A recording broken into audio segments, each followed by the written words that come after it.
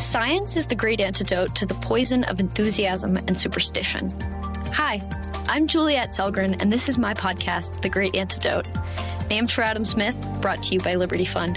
To learn more, visit www.adamsmithworks.org. Welcome back. It's not often on this podcast that I enjoy the chance to speak with someone from England, much less someone important. Today, on March 4th, 2025, I'm excited to welcome Lord Daniel Hannan of Kingsclere to the podcast. He is a member of the House of Lords, and today we're going to be talking about mainly the current American administration's foreign and economic policy and his evaluation of it, but we're also going to be talking a little bit about what the heck is going on over there across the pond. So welcome to the podcast. Hey, Juliette. It's such a pleasure to be here. Thank you for having me. You have such a good voice for public speaking. Yeah, we've got that going for us on this side of the channel, this side of the Atlantic. But it always works better on your side than on ours. Here, everyone talks like this. So, first question: what is the most important thing that people my age or in my generation should know that we don't? Nothing in politics and few things in life are as good or as bad as they first seem. Elaborate? I mean, everyone's freaking out right now on every dimension, at least around me. Yes. When you think back to the great scandals and crises that consumed your every waking moment, they very rarely had the huge effects that people thought, either positively or negatively. This is especially true about decisions in public affairs. People are always in a slightly hysterical mood. Every election is always the most important there's ever been. Every issue becomes kind of final and defining. And if the other side wins, we're never going to have another free election and so on. When you look back and you see that every previous generation has always taken that attitude about everything, then it gives you a sense of perspective. So let's take, because it's a segue into current US politics. Let's take the current obsession with immigration. I would argue that the attitude of every generation in the US since the foundation of the Republic has been the same when it comes to immigration. It's a variant of, it's been a great idea up until now, but this time it's different. And there's always an apparently new reason, something superficially plausible that makes it seem different, right? Yes, but up until now, they all spoke English. Yeah, but up until now, they were all Protestant. But up until now, they were all white, and so on and so on. And actually, it works out every time, right? But try and explain that to anybody at any point in the last 200 years, and they'd have thought you were a lunatic. So perspective. I love that. How do you, I mean, given that you're politically involved, career-wise at least, how do you kind of like bound that with the fact that like your job and your everyday is dealing with this? Like, when does it become important? Or how does your attitude towards it differ from how people who aren't working in it should feel towards it? I wonder whether there may be something peculiar about being a member of an upper house whose purpose is to act as a check on the necessary radicalism of the popularly elected chamber. There's a story which I think is apocryphal, but it's a good story and it illustrates the point. So I'm going to tell it anyway, even if it's not true. That when Jefferson came back from having been ambassador to France and found that the new constitution, in contravention of strict Republican principles, made space for an appointed Senate, as it was at that time, that he objected. He went to see George Washington and he said, why do we need the states to appoint a Senate? We should be a proper democracy and trust the people. And Washington, according to the story, said, why did you just pour your tea into your saucer? And Jefferson said, to cool it. And Washington said, precisely. Right. The role of an upper house is to provide a sense of perspective and sometimes to see that what seems all-consuming can be a transient mood and that to legislate in a panic because of a transient mood, because the opinion polls demand it, can cause you to repent at leisure. And in fact, I see my job mainly as being stopping bad bits of legislation that have been thrown up in response, pushed by the desire for one particular newspaper headline. So I suppose that's a longer version of what I'd give as my advice. So then, is that a common attitude, do you think, or is that you and how you perceive your role? Because if the analogy that what you're doing is kind of functioning in the British version of the Senate, I mean, we've changed things over here, and now they are popularly elected, which kind of ruins like the intention. But that they don't have that attitude. No, I mean, we've changed things here, right? We've gone from it being an hereditary chamber, an aristocratic chamber, to a chamber that is largely appointed. But the function, I think, is still the same.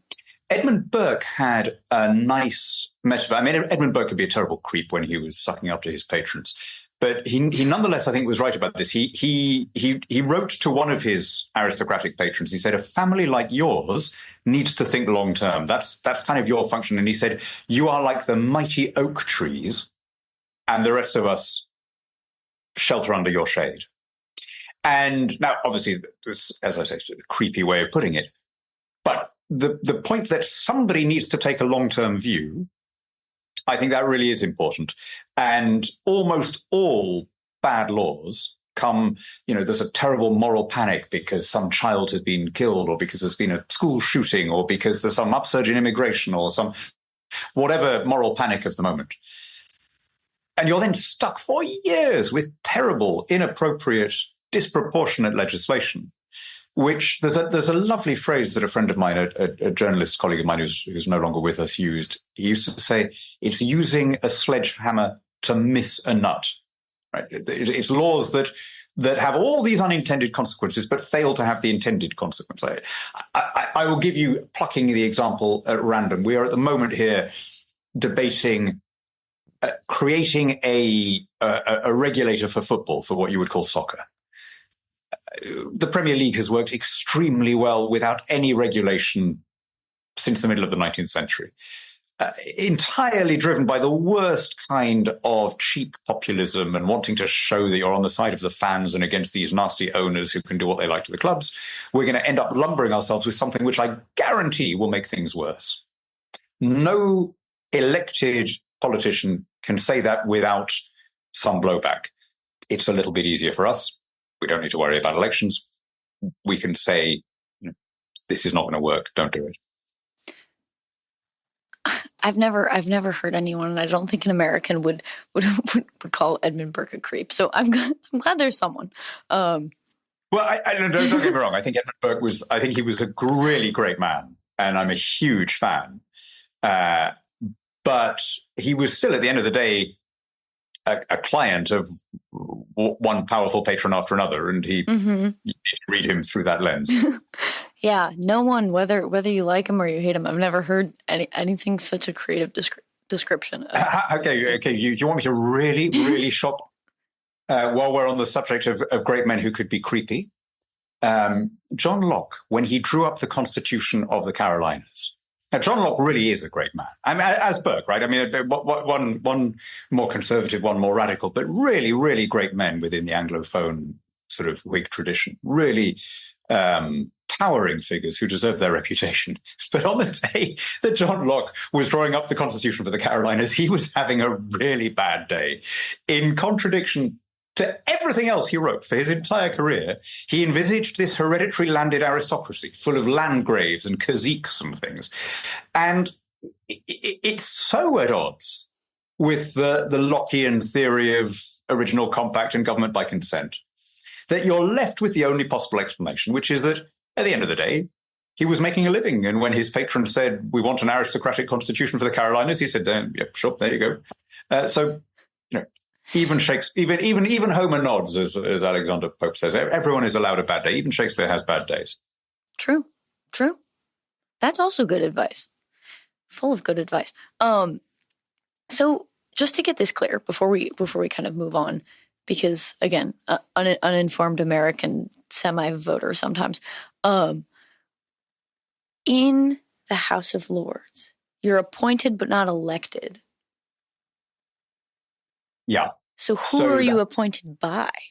Yeah, it's actually I'm not a fan of how the House of Lords is composed, even though I'm a beneficiary of that system. It's a very difficult system to justify.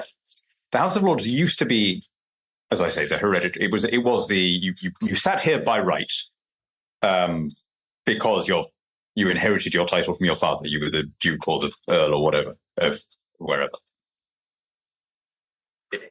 During, I guess, the 18th century, the House of Commons gained primacy and the House of Lords became a revising and delaying and vetoing chamber and lost its parity. Although we still had a prime minister in the House of Lords as late as 1902. But that was slightly anomalous even by then. From 1956, there have been appointed peers, life peers they're called, because they are put in the House of Lords, they're given a title, but it dies with them. They don't pass it on to their kids. Since 1998, the hereditaries have been supposedly phased out, but a deal was done between Tony Blair and the hereditary peers. He said, I'm going to get rid of a lot of you. And they said, okay, that's fine. We get that it's kind of pretty tough to defend the hereditary principle in politics. We understand. But what are you going to put in our place? Is it going to be an elected Senate? Is it going to be a regional chamber? I mean, tell us what it is, because we are worried that otherwise you're just going to have the right to appoint all of your friends and you'll never get around to democratizing it, which turned out to be exactly what happened. So a deal was done where 92 of the peers were allowed to stay as guarantors that full democratization would eventually take place. Right? They were the uncomfortable reminder that abolishing the hereditaries was only phase one. Phase two would be moving to a fully democratic chamber. They were the pebble in the shoe, if you like. They were the reminder, the uncomfortable reminder that things had not been delivered yet. Well, here we are 27 years later, and we're still waiting for the democratic reform. Who does the democratic reform?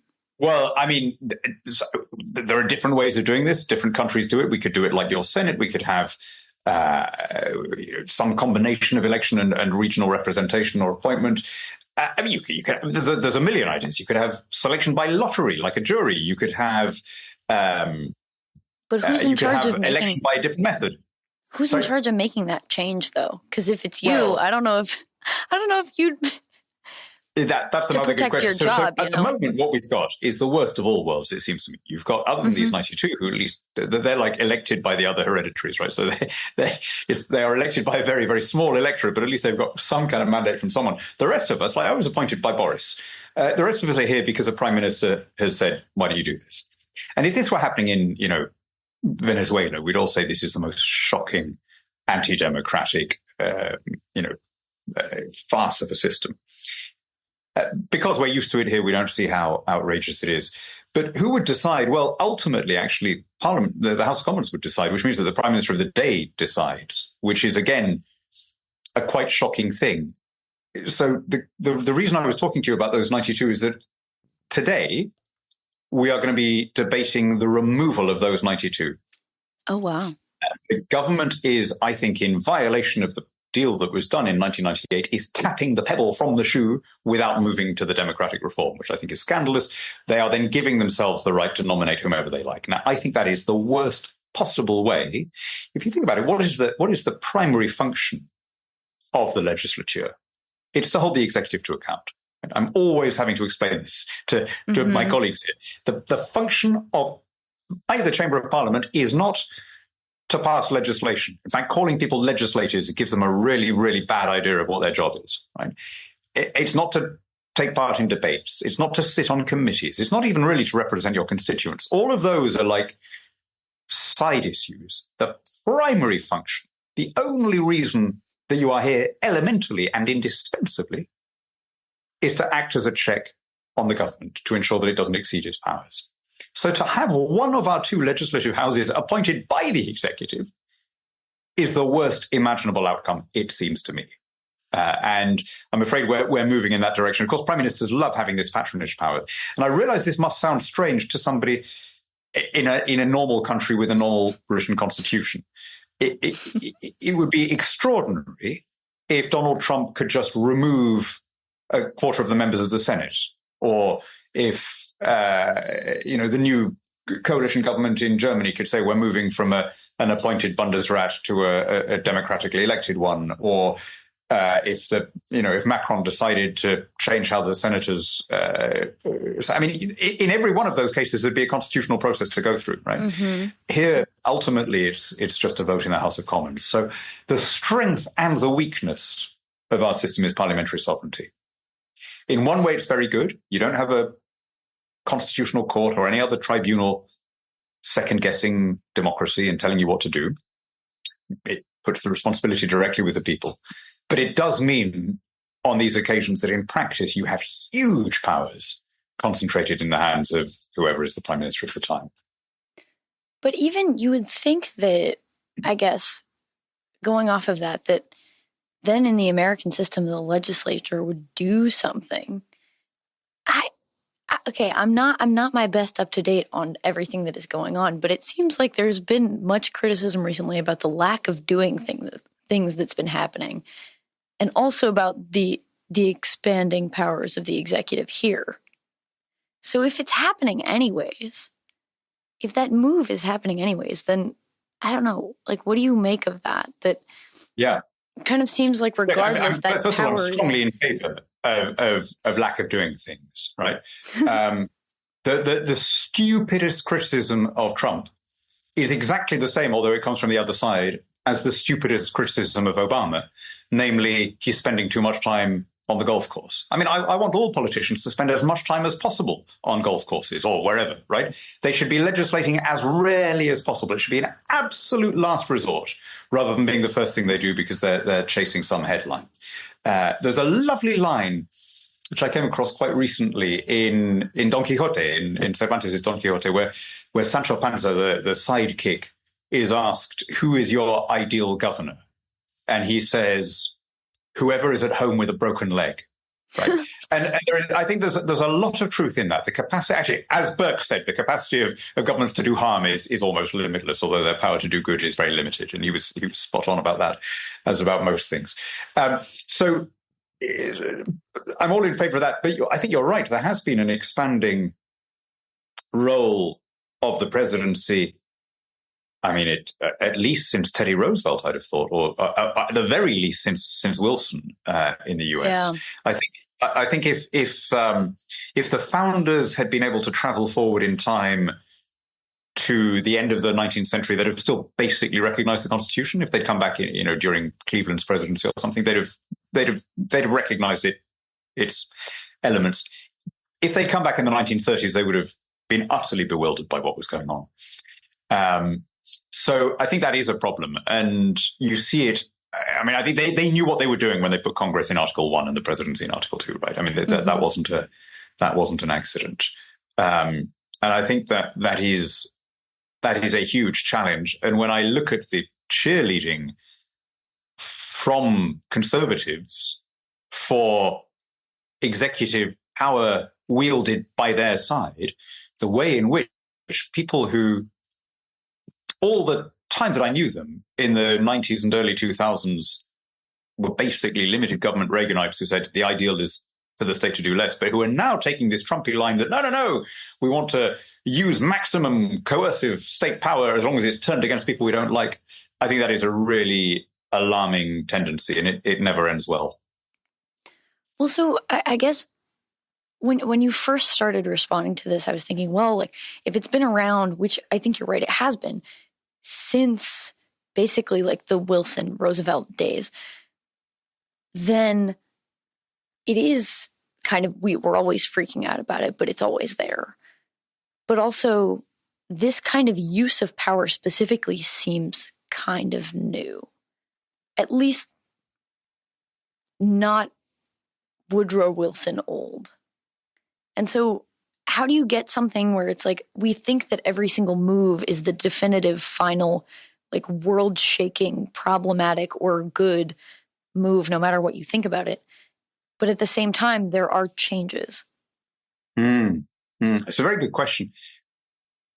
It's an incremental process, as my colleague Syed, the Lord Kamal, Syed, wave at Juliette and the nice people. Syed and I share an office. He's a very, very great man. Look, each government, you couldn't have gone in a single jump from Cleveland to Trump, right? There were downward steps, but at every stage, the problem has been the same, which is that most people don't care about process when they happen to favor a particular outcome. And you see this equally on both. People can always see this of the other side. You know, conservatives can see it about lefties and vice versa, but they all do it. They support outrageous acts of judicial activism or abuse of executive power when it happens to be, you know, annoying all the right people as they would see it. I mean, one very good example of this. I was very anti-lockdown. I think I was the first public critic of it in this country because I could see it coming. So I started attacking it in February of 2020 because I could see that all the alarmism was going to push people into some bad decisions. I hated the abuses of state power we lived through, and I hated even more the fact that people cheered it. You know, that almost no one cared about freedom in principle or in practice. But as the reactions set in, I realized that the abuse of state power was just as strong the other way. So I was a big fan during lockdown of Ron DeSantis in Florida. I thought, and I still think, that he didn't get anything like the recognition he deserved for withstanding all that pressure. Really, really strong moral and intimidatory pressure. If you don't lock down, if you disregard the official advice, you're going to be sued, you're going to be personally liable, all the bereaved and the survivors are going to come after you. He said no to all of that, and he was completely vindicated, right? Florida ended up with a lower excess mortality rate than California, despite the age profile of the Floridian population. 100% vindicated. I don't understand why he then, you know, topped out at 11% in the Republican primary after that. I think he deserved to do a bit better. Nonetheless, I say all that because DeSantis then went on to do things which struck me as completely at odds with the basic conservative principles of freedom and property. Right? So he started saying, you as an individual small business may not require your employees to be vaccinated. You as an individual restaurateur may not require your customers to wear a face mask, whatever. Now, that seems to me a shift from respect freedom, respect property, do as little as possible, allow people to pursue whatever rules they want, provided it's on their own premises, to you guys mobilize the full force of the state against us. How do you like them apples? Right? And I just think it's a really, really dangerous tendency, and it lies behind 80% of what's going wrong in politics at the moment. Well, and I can also imagine there being kind of this compounding effect of like weaponize the state once, expands the power of the state, plus achieves whatever end if it's possible, then weaponize it again and it's already more active, more expansive. And so it does kind of snowball into this, like, not only am I proving that we can do this, but also the capacity expands along with it. And so then the things that you can do become more egregious.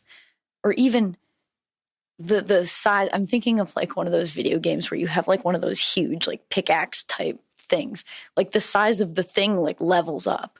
And then all of the sudden you're wielding the whole an entire made up agency.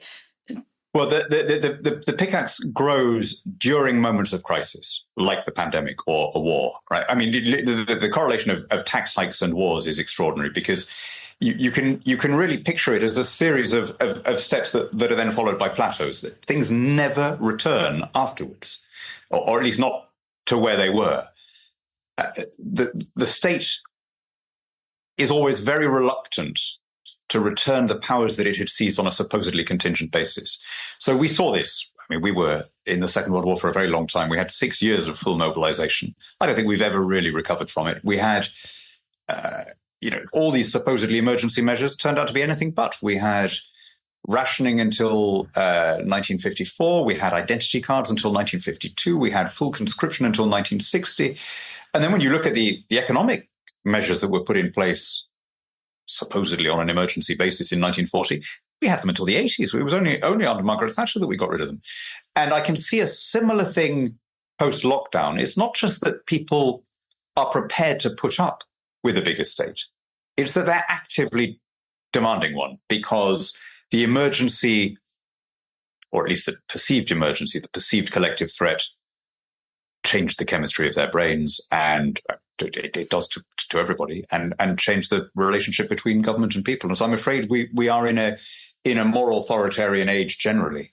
And that's why I think it's impossible completely to divorce the lockdowns from the fact that the anti-woke reaction is what my countryman Konstantin Kisin calls the woke right. It is, instead of it being a civil liberal reaction that says treat everyone the same, it's the same identity politics, but with the labels of the good guys and the bad guys swapped around. It's equally collectivist, it's equally victim and grievance driven, and it's equally driven by negative polarization, drinking liberal tears, if it upsets the right people. By the way, I think it's very hard to divorce Trump's election victory from negative polarization. Even in this country, when people who didn't support him in 2016 and did support him this time around, almost always they give themselves away in the manner that they express their support. Oh, you should have heard the tone of voice of the BBC presenter when they had to announce the results, right? I mean, choosing the leader of the free world on the basis of annoying people strikes me as a slightly weird approach, but it seems to be universal. Well, and in the same way that the demand for government and kind of this reliance increases, the threshold for tolerance is simultaneously decreasing, which cannot be a good thing because it is a liberal value.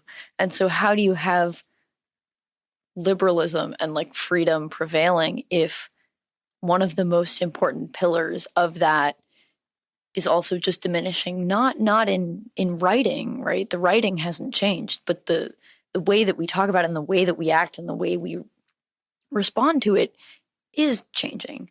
I think actually even the writing is changing. For most of our lives, actually that's probably maybe not true for you, but for most of my life, I took for granted a long-term secular growth of liberal values and an open society. So for 6 or 7 decades after 1945, the trend was towards law-based democracy. It was fitful, it was patchy, but it was an observable long-term trend. Sometimes countries would come in a rush to freedom, like the ones that were liberated from fascism after 1945 or from communism after 1990. Often they would come singly as individual dictators fell, but the move generally was away from leaders being able to make up the rules as they went along and towards, what John Adams called a government of laws and not of men. Until about, it depends exactly which measure you use, but until some point between 2010 and 2015. There are various outfits that measure this. There's a thing called IDEAS. There's the Economist Intelligence Unit. The United Nations does a democracy tracker. I mean, there's, and the various kind of think tanks do their own, and they all use slightly different methods. But they all tell the same story, that at some point in the first half of the last decade, the trend towards freedom, democracy, and the rule of law stalled and began to go into reverse. And I just worry that, if you like, the previous 200 years, from the late 18th century to the beginning of the 21st, was really a blip. It was quite anomalous. It was quite unnatural. And we're a tribal species. We evolved in kin groups. we need to be educated out of collectivism. And that liberal moment, starting in the English-speaking world, then spreading to Europe, and then after 1945 spreading more widely, depended on education, depended on teaching people all sorts of counterintuitive ideas, like the idea that someone you don't like might still have something true to say, right? That the idea that the truth can be reached by experimentation, by empiricism. You can argue about it and improve your understanding rather than the truth being determined by whether you like the person who's saying it. And, a few people are equipped to kind of tumble to that realization themselves. And our entire education system at least in the West, used to be based around inculcating in people these difficult ideas. I'm sure you've worked out where I'm going with this. From the early 2000s, colleges and then high schools and now even junior schools stopped doing that. And in many cases did the opposite. They started teaching identity politics. They started trying to tell you that the maybe not the only, but the most interesting and important thing about you is that you're white and female, and that your identity is part of a wider collective. Well, I just don't think an open society can survive that. And so the biggest long-term threat we've got plenty of warning, plenty of opportunities to turn aside, but the biggest long-term threat we have is this failure to habituate through education the idea that the individual is responsible and dignified and above the collective. And that's why I worry about the woke right. If we move from one kind of grievance-driven identity politics to another, or to put it even more crudely, if the backlash to the kind of Antifa BLM moment is an aggrieved white backlash rather than a classical liberal rejection of the whole concept of groups, we're not in a great place. I think a few things. It's so much cheaper. And I mean that in like an insulting sense. It is cheaper, and it's not cheaper in a good way, for politics to turn in that direction, especially if that's what your opponent is doing. But how do you kind of reconcile this? I've been struggling with for a few years now, because it is something that we talk about, especially as I talk more and more with people who totally disagree about the importance of these values. That I know that freedom and like benefit of the doubt and like things like that, that trust and the pursuit of truth and tolerance are all important. How do you explain and how do you reconcile the fact that, like, if that needs to be taught and a country and a people need to be kind of like marinated in this, right? Because sure, it's correlated with economic prosperity, whatever, use a metric. How come we decide that when they say that's wrong, we want to decide something else? And it's like a liberalism paradox where it's like, I'm humble enough to know that I'm wrong, so I'm giving you benefit of the doubt, and I want to listen to what you have to say. But then on the other hand, I'm imposing, and it's not that I'm imposing, right. It's just that the polity kind of needs to impose that we give people that. And at some point, you're making a decision. It's imposing a non-imposition, isn't it? I mean, I agree. The great thing about classical liberal values is that it doesn't impose. So all you're really saying is you do you, but give everyone else space, right? And this is often the dialogue. The libertarian says, "You have your views, I have mine. Let's agree to disagree." The collectivist says, "No deal, hater," right? It is, as you say, cheap, because it's anyone listening. I don't know how many of your listeners on this podcast are on the left or on the right? But anyone who's listened to our conversation and who's been thinking to herself, "Yeah, but the other side started it," that's the problem, right? It's the most natural human way of dealing with this. Because, like I say, we're driven by tribal instincts. It's how we're made, and yet we have managed for a long time to build something better. And we've done it through education. The great German-American philosopher Hannah Arendt said, every generation, the West is invaded by barbarians. We call them children. You and I came into the world with the same Stone Age instincts that that our ancestors would have had 10,000 years ago. But we don't live like them because we've been able to inherit this collective work that has led to this pinnacle of a free society. And I really do feel this carries an obligation.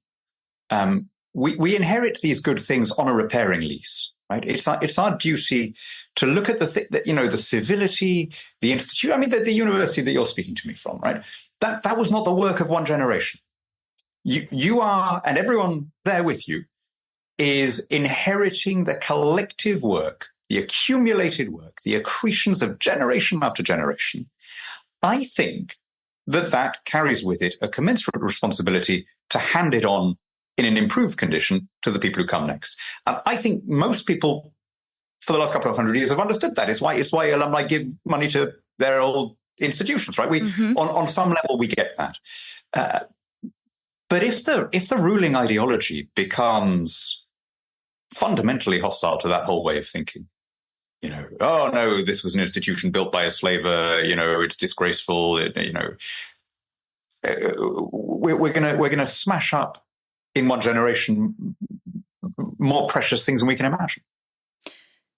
It is,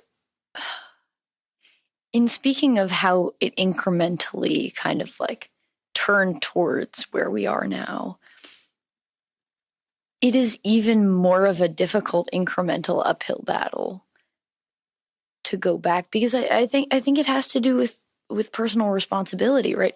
If you're blaming the people before you for making it bad, and you're not focused on improving it, but rather on blaming, how are you going to make it better?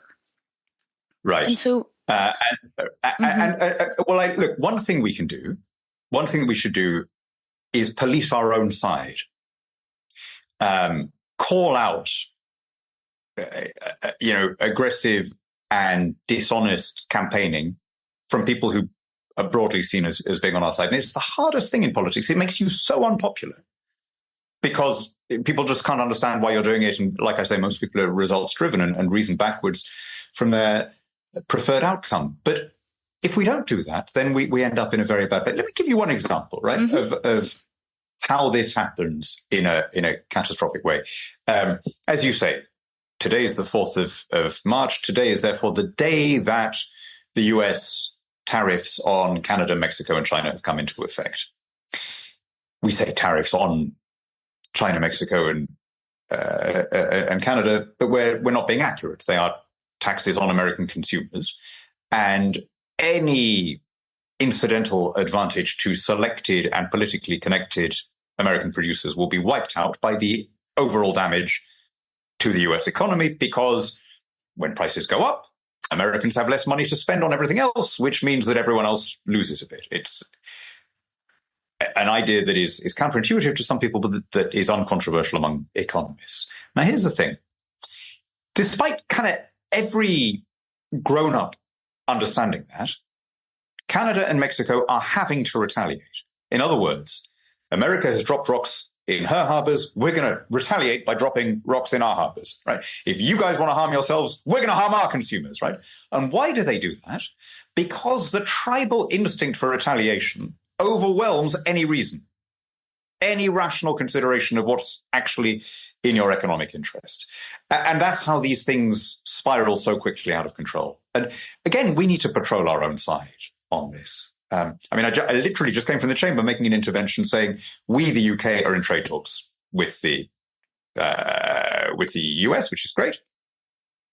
We have an interest as the single biggest investor in the US not applying tariffs to other people. Never mind if we, Trump is signaling that he doesn't, he's going to impose tariffs on the EU, but not on us. Okay, thank you very much. That's very nice. Obviously, I want to have a really mutually beneficial deal that is as liberal as possible. But we are hurt as owners of so many American companies by the US choosing to impoverish itself by pushing up the cost of all its component parts, right? So we're damaged by US protectionism just because we have a vested interest in the prosperity of Americans. And that's what I mean. It's so easy to say, look, it's up to them what they do, and because but you have to police your own side. And I count this as an example of policing your own side. What you're doing is impressive, and also something that I and people who are not in this sort of job can do. I don't have the sort of capacity to do that because no one has given me the power to do that. Would you like? I don't think so. No? No, I mean, no one should want to be a politician, right? Or if they do, they need their head examined. It's a terrible life. But you may feel that you want to get something done. Well, and so is it, like, part of me feels as though it's part of your responsibility to not. As someone, I don't know, like, what do you think about that? Because you're in this position on the one hand, but on the other, I'm ignoring. Okay, so I mean, look. First of all, you, Juliette, are a very, very smart and widely read and impressive woman. So you have a lot to give, and that's true whether you go into politics or into anything else. Plato says the price of not getting involved in politics is being governed by your inferiors. So I guess the question that you or anyone else who's contemplating it should ask is, are things bad enough that I need to do this? Right. And I mean, that's a perfectly serious question. I've just been moaning about all the things that are going wrong in terms of the abuses of state power, abuses of executive power, tariffs, et cetera, et cetera. I haven't even got on to Trump threatening friendly Western democracies with territorial claims. But despite all of that, Americans are richer than they've ever been. More people are in work than ever. So you may feel that there's no need to go into there's other contributions you can make. Like if I were living in Switzerland, I probably wouldn't have ever felt the need to go into politics. It's been perfectly well done by other people. If, on the other hand, you think there are trends here that I don't like, and I think I've got something to contribute, then maybe it's a platform not so different from what you're doing now, right? Why are you doing this? Presumably, you're doing it to spread ideas and get people talking about the right things. So you could think of it as a huge amplifier, a massive megaphone. The fact of holding office beyond just being able to broadcast. You've made the single best case I think anyone on the podcast or ever, at least in conversation with me, has made for that sort of thing.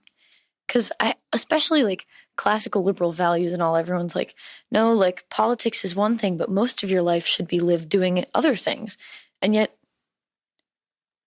perhaps part of how we're here now is because we, back to policing our own side, have not focused on that and protecting the actual institutions.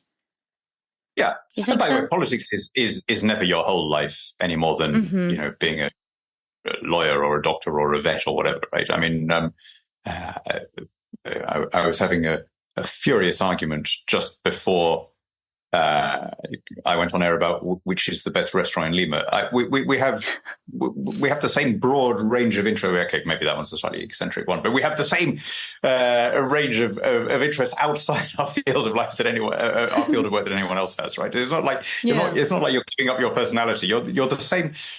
I'm always. The reason I say that is I'm always struck by how many people think that politicians are a separate species. And actually, you from one day to the next, being a nurse or a plumber or a businessman or a solicitor or whatever, all you've done is persuaded the people who live around you to give you a vote. It's like, you didn't suddenly become a crook and a liar just because they voted for you. Yeah, that's true. You also didn't become an angel. It swings both ways, and I think we have to remember that. Wow. I'm being challenged on so many fronts right now. You've given me so much to think about, and obviously we could have so much more to talk about. I could probably talk to you for hours and ask you 1,010,000 questions, but I have two more. Shoot. Relatively short. The first is, did you anticipate yourself doing this when you were younger? Did you Did you dream of this as a kid, as I put it before? The way that American children say, I'm going to be president. Is that done in Britain? Was that done by you? Well, not the president bit, obviously. But having said the only good reason to go into politics is to get something which I fundamentally believe, I think there is also a distinction between people who find it interesting and people who don't. And you and I guess most people listening, are in the smaller of those two categories, right? We're essentially, by virtue of the fact that we're having this conversation, we are evincing a minority interest. And I often have to remind myself and other politicians that ours is, on one level, is a hobby. Just in the same way that Formula One racing is a hobby or whatever, right? And is as uninteresting to non-hobbyists as Formula One racing is to non-hobbyists there. So I guess I had that interest as you have. So I watched, election results coming in and took a side and was cheerleading who I wanted to win. But I can tell you exactly when I decided to go into politics. I can tell you to the day when it was. It was the 22nd of November, 1990. It was the day that Margaret Thatcher was overthrown.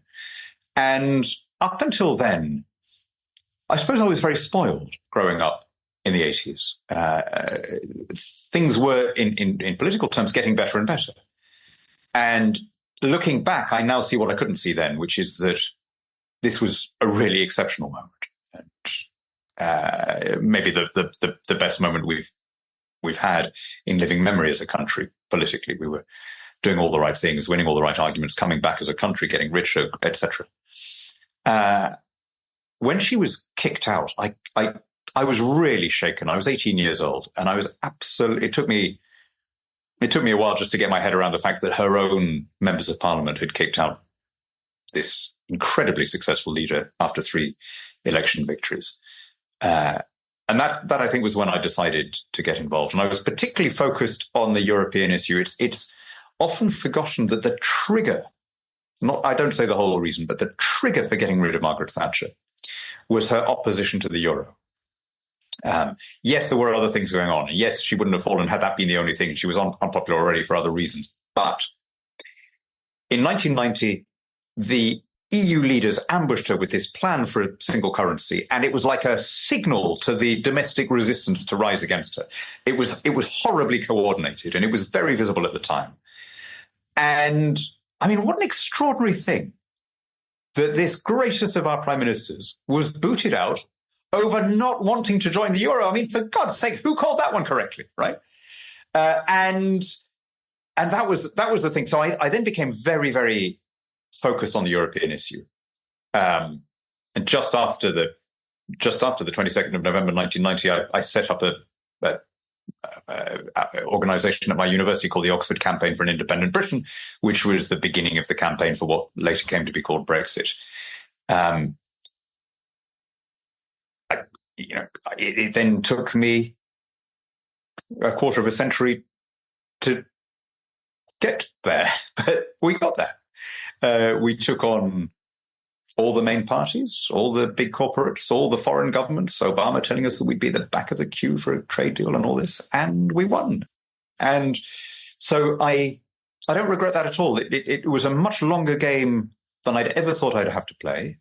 And knowing what I now know, I'd have gone into politics much later and done other things first, but I didn't know that it was going to take 25 years. But I did get to sort of finish on my own terms, which is not often given to people in politics. So I was very blessed in that sense. That's great. Thank you so much for taking the time to share your insights and your wisdom and personal stories and quotes of other people and all of this. I've learned a ton. I've thoroughly enjoyed this, and I'm certain that my listeners will as well. I have one last question for you. Talk to you, Juliette. It's a great pleasure, and I hope to see you in the flesh again. Yeah. One last question. Shoot. What is one thing that you believed at one time in your life that you later changed your position on, and why? Okay. You said before we went on air, it was just fun talking about British things. This is a supremely British thing. But I'm not saying this performatively. I absolutely mean every word of this. The biggest change in my life is that I moved from Tory to Whig at some point in my 20s. There was a Liberal MP here at the beginning of the 20th century called Isaac Foote. He was the father of a guy who went on to be the leader of the Labour Party called Michael Foot. And he used to say, the only thing I want to know about a man is which side he would like his ancestors to have been on at the Battle of Marston Moor. Now, the Battle of Marston Moor was what determined our civil war in the 1640s. So were you for the king or were you for Parliament? Or more loosely, were you a Tory or a Whig? Because that was really the beginning of our party system. I was a Tory in my teens, high romantic Tory, patriotic for the king, for the established constitution. And I then came to see that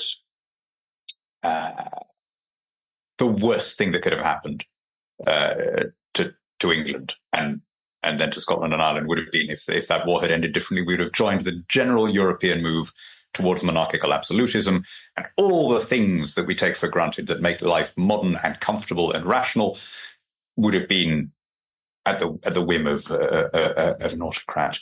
The same switch made me very enthusiastic, still does make me very enthusiastic for the patriot cause in the American colonies, which is really the same thing.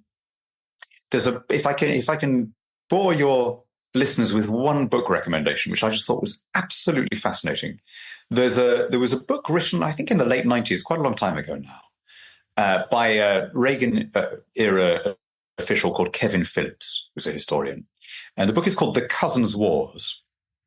And it's the story of the English Civil War, or the Wars of the Three Kingdoms, as it's now called, the American Revolution, and then the American Civil War. And his argument is that there were really three continuing episodes of one enduring conflict between, on the one hand, the forces of hierarchy, aristocracy, episcopacy, countryside, agriculture, tradition, and on the other, the forces of Protestantism, Whiggery, industry, towns, free trade, individualism.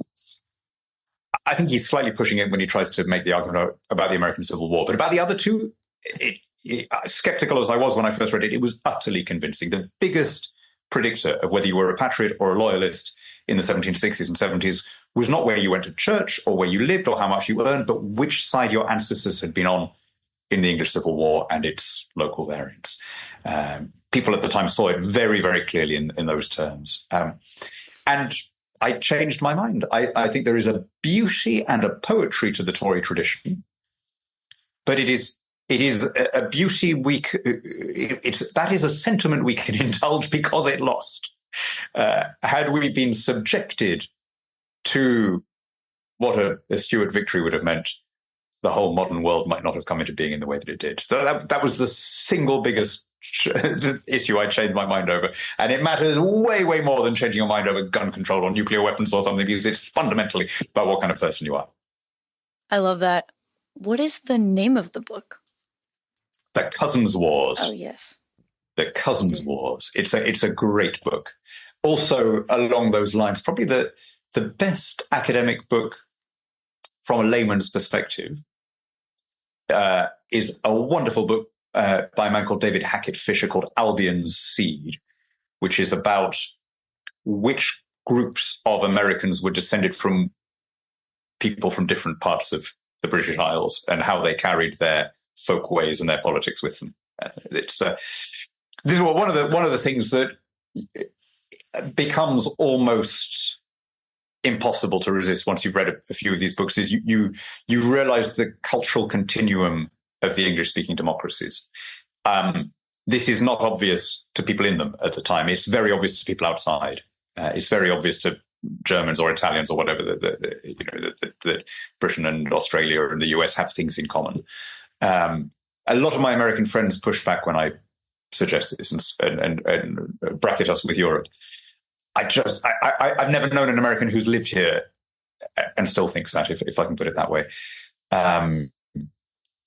It's like, one measure of this It's a kind of, I suppose, a weird way of finishing our talk with a Godwin's Law thing, but why did Hitler declare war on the US? I mean, I don't think we ask that question nearly often enough. Right? After Pearl Harbor, there was absolutely no reason for Germany to declare war on the United States. At the very least, why didn't he hold out for an equivalent Japanese declaration of war on the USSR? So what was he thinking? And honestly, I think I've turned this question over and over in my mind, and I keep coming back to the only possible answer. He made the same calculation that the Kaiser had made in the First World War, which is the English-speaking democracies are all going to gang up on me eventually, so I might as well get the first mover advantage. And it's a much more obvious way of looking at us from the outside, if you see what I mean. So I think these, you see them everywhere once you start looking. And one of the things that I really do hope is that in this massive global reordering, we push ahead with closer partnership among the countries that have the most in common, the AUKUS countries, the Five Eyes countries. That is why I take so badly the idea of starting an economic war with Canada. It's difficult to think of people who are less offensive and more pro-American.